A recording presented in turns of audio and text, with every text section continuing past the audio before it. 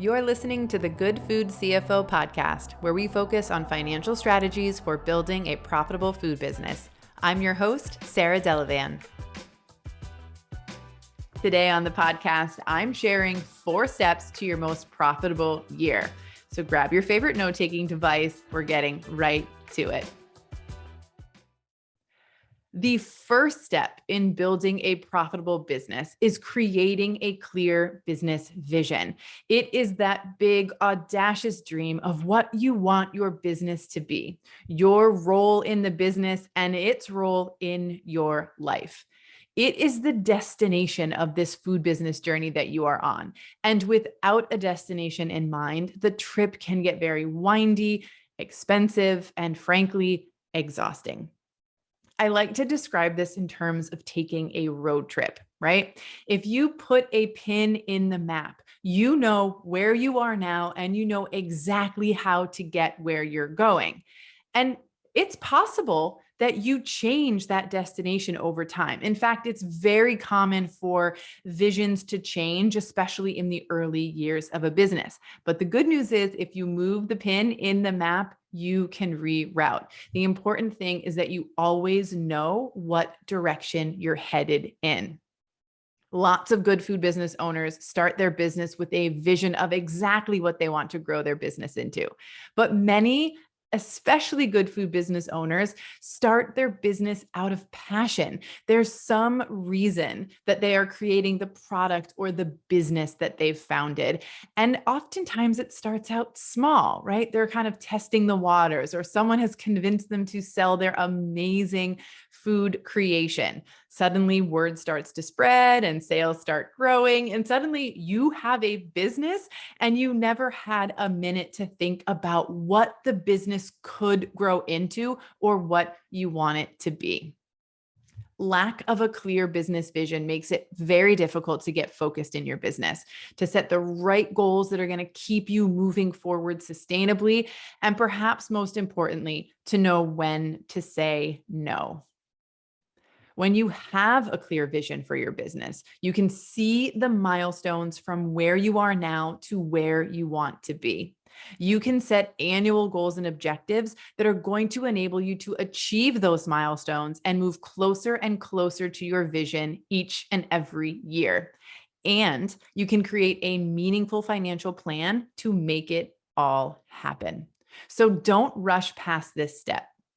If you don't yet have a clear vision for your business, I encourage you to carve out a little bit of time to think about it, or maybe do what I do and do the dishes and dream a little bit while you're doing them, whatever works for you.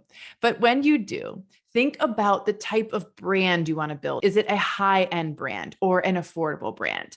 Think about the types of stores or customers or clients you want to work with. Think about where you want your products to be sold. Gourmet and boutique markets, big box stores, farmers markets, maybe e-commerce only. Think about the type of business you want to build in terms of if you want to sell it in a couple of years, or if you want it to be an employee-owned business or a legacy brand. And think about the role that you want to play in the business and that you want the business to play in your life. Not everyone needs or wants to be a CEO. And last but not least, think about the time frame that you want to achieve this vision in. 5 years, 10 years, 20 years, and write it all down. I talk through all of these and other considerations with Katie Malezova in episode 23 of the Good Food CFO podcast. So scroll on back after this episode and give it a re-listen, or perhaps a first listen if you're new around here. And once you're clear on your vision, you can set business goals and objectives. And I recommend that you start with annual goals, but then identify no more than 3 that are the first goals you want or need to achieve in the next 90 days. This is going to help you prioritize and keep you focused in your business and in terms of your financials. But more on that in a bit. Write down your vision and your first quarter goals, or better yet, share it with me inside the Profitable Food Business community or on Instagram so I can support you, cheer you on, and help you stay on track. Once you've done that, you can move on to step two. Step two in the process of creating a successful financial plan and your most profitable year is to conduct a financial assessment for your business. This is going to help you know exactly where you stand financially right now.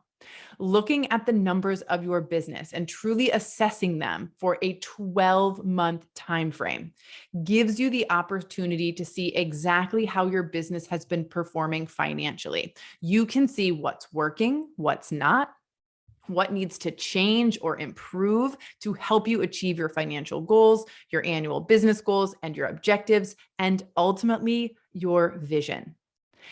The process can help you get very focused and will help you immensely in the third step, which is creating your 12-month financial projections and plan.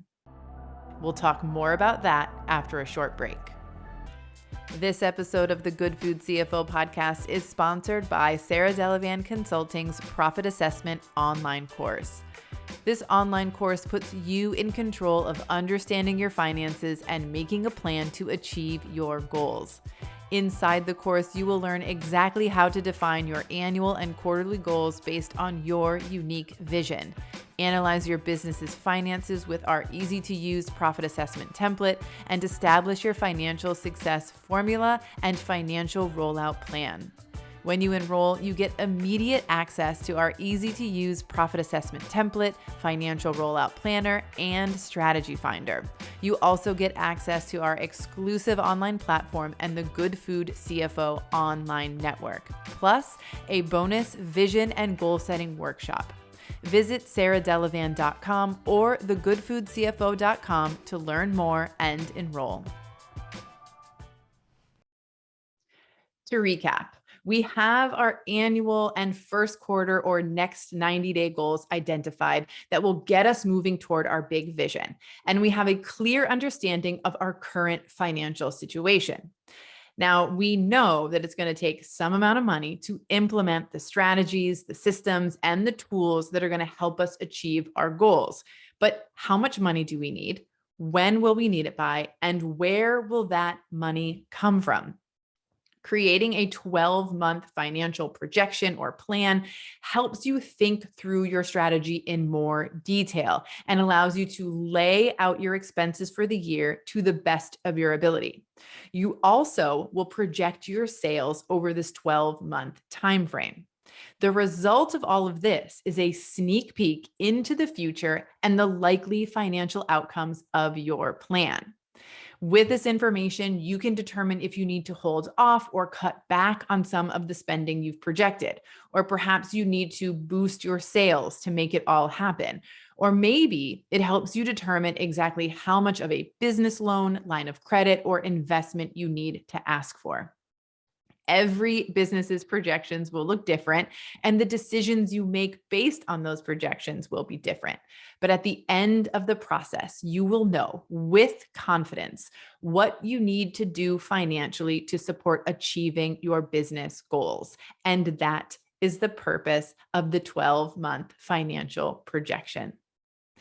Last but not least, we bring it all together and put our financial strategy into action by creating your budget in a tool, app, or system that you will actually use.